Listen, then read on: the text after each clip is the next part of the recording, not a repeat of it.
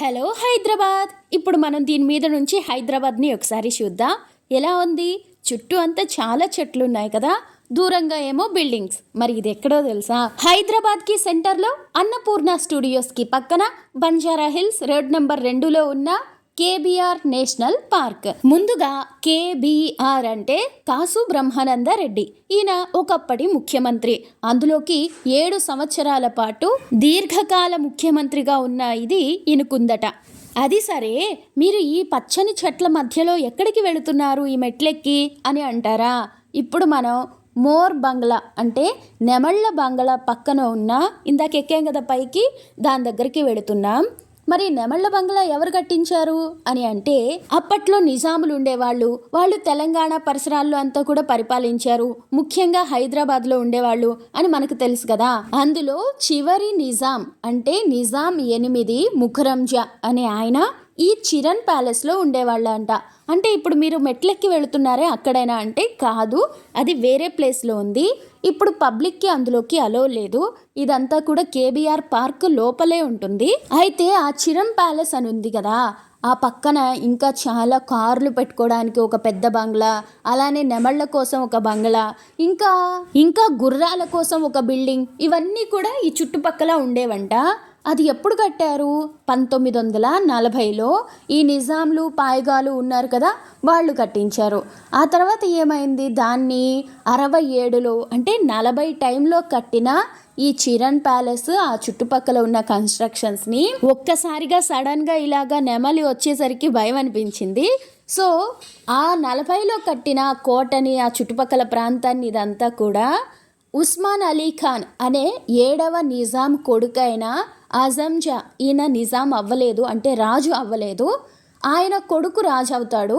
కానీ మనకు అప్పటికి భారతదేశ స్వతంత్రం వచ్చేయడం, నిజాముల ఇదంతా కూడా భారతదేశంతో కలిసిపోవడం, కాబట్టి నిజాములకి పరిపాలించడానికి ఇక్కడేం రాజ్యాలు లేకపోవడం, అందుకని నిజాం 8గా పేరు తెచ్చుకున్నాడు. కానీ ఆ తర్వాత కొన్ని సంవత్సరాలకి అంటే ఒక 4 సంవత్సరాలకే మీ రాజరికాలు ఇక్కడ చెల్లవు, అదంతా ఇది లేదు, మేము పట్టించుకోము అని భారతదేశం చెప్పేసరికి ఇక ఊరుకున్నారు. సో ఆ నిజాం 8కి అజంజా అనే ఆయన అంటే ఉస్మాన్ అలీ ఖాన్ కొడుకు, 7వ నిజాం కొడుకు, 8వ నిజాం నాన్న, 8వ నిజాంకి ఈ ప్యాలెస్ని బహుమతిగా ఇచ్చారు ఆయనకి కిరీటం పెట్టేటప్పుడు.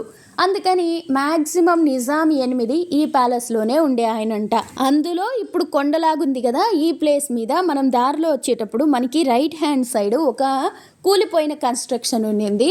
నాకు తెలిసినంత వరకు అదే పీకాక్ బంగ్లా అనుకుంటాను. అంటే పీకాక్ బంగ్లా ఒక కొండ మీద ఉంది అన్నారు కదా, సో అది దీనికి సెట్ అవుతుంది అని.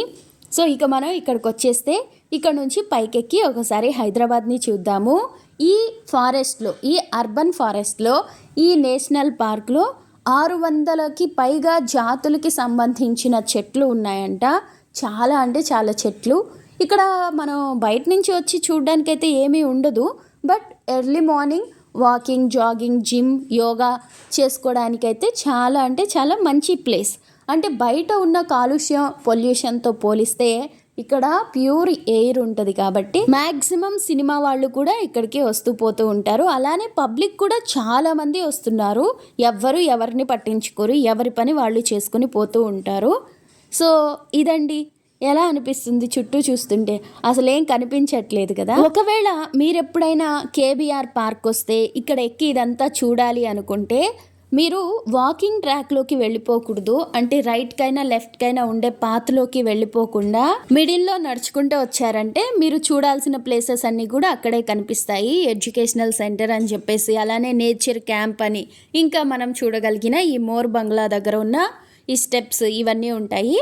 మనం చూడగలిగింది అయితే ఇదే ప్లేస్. ఇంకా చూడాలి, తిరగాలి అనుకుంటే ఆ వాకింగ్ ట్రాక్లోకి వెళ్ళిపోతే అదంతా కూడా ఒక 45 మినిట్స్ నుంచి 1 అవర్ దాకా పడుతుంది పార్క్ చుట్టడానికి.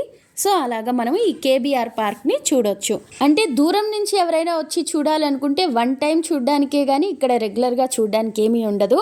ఎంట్రీ టికెట్ పెద్దవాళ్ళకి 50 రూపీస్, చిన్నపిల్లలకి 20 రూపీస్. అలానే టైమింగ్స్ వచ్చేసి మార్నింగ్ 5:30 నుంచి 9:30 వరకు, ఈవినింగ్ 4:30 నుంచి 9 వరకు. కొంచెం టైమింగ్స్ అటు ఇటుగా ఉంటాయి. ఇంకా ఎవరైనా ఇక్కడికి రెగ్యులర్గా వెళ్ళి వాకింగ్ జాగింగ్ చేసుకోవాలి అంటే రోజుకి 50 రూపీస్ టికెట్ కాకుండా మంత్లీ పాస్, యాన్యువల్ పాస్ అని ఉంటుంది. అది దాదాపు 1 మంత్కి 1300, అదే ఇయర్కి అయితే 3100 ఇలా ఉంటుంది.